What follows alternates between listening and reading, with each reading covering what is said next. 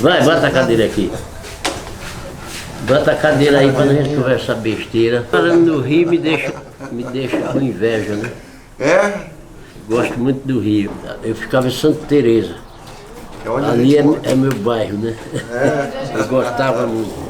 A gravura aqui na região, ela era muito escondida, né? Ninguém sabia, ninguém falava, ninguém comentava, nem fazia, nem nada. Quando, em 1970, aliás, 1960 e pouco, eu comecei a fazer capa de cordel. Eu fazia as capinhas, a gravurinha pequena, do tamanho da capa do cordel. Depois eu fui aumentando, a pedido também dos pintores que andaram aqui. Eu aumentei a gravura, fui fazendo tamanho maior e fui fazendo. E o povo foram me comprando a gravura. E eu era tão ingênuo na arte naquela época, que eu não sabia para que o povo queria. E eu pensava como era pleno regime militar, aquela ditadura. Então, eu achava que eles compravam meu trabalho para levar para Brasília, fazer uma análise e me considerar subversivo. Porque eu não sabia o que estava fazendo.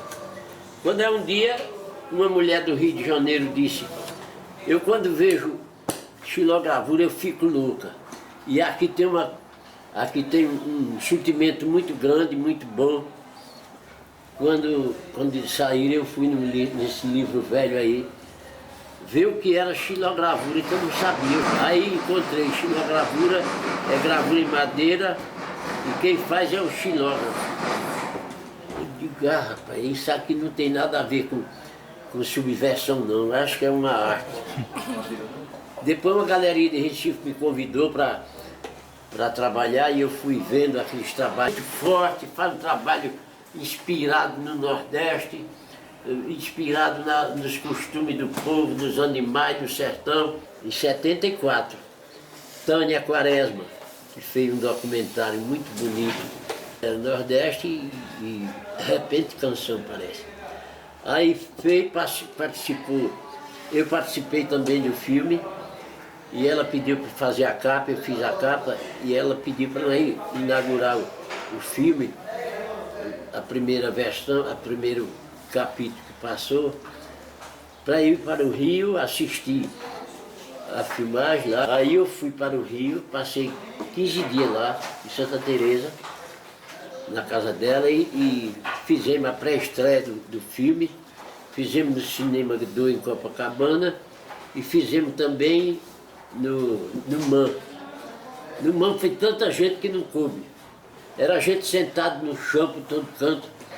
Foi muito bem movimentado e eu vendi muita gravura lá. Aí fui aprendendo a lidar com a arte, fui fazendo. E quando eu cheguei aqui, já em 75, foi quando eu ilustrei a novela Roque Santeiro. Tem trabalho espalhado no mundo inteiro. Chegou duas mulheres aqui, faz uns 2 meses, que vieram da Nova Zelândia. E uma não sabia falar português, mas arranhava alguma coisa. Aí ela disse: tenho gravura sua na minha casa. Tenho gravura sua na minha casa. Eu disse, quem diabo levou? Aí ela ficou rindo, ela não entendeu, né?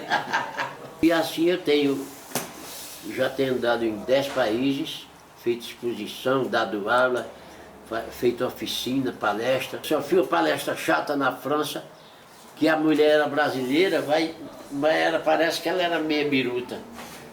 Ela disse: olha, você só pode dizer 4 palavras. Eu dizia 4 palavras, parar e dizia as 4 palavras para o povo, e eu me esquecia do assunto enquanto...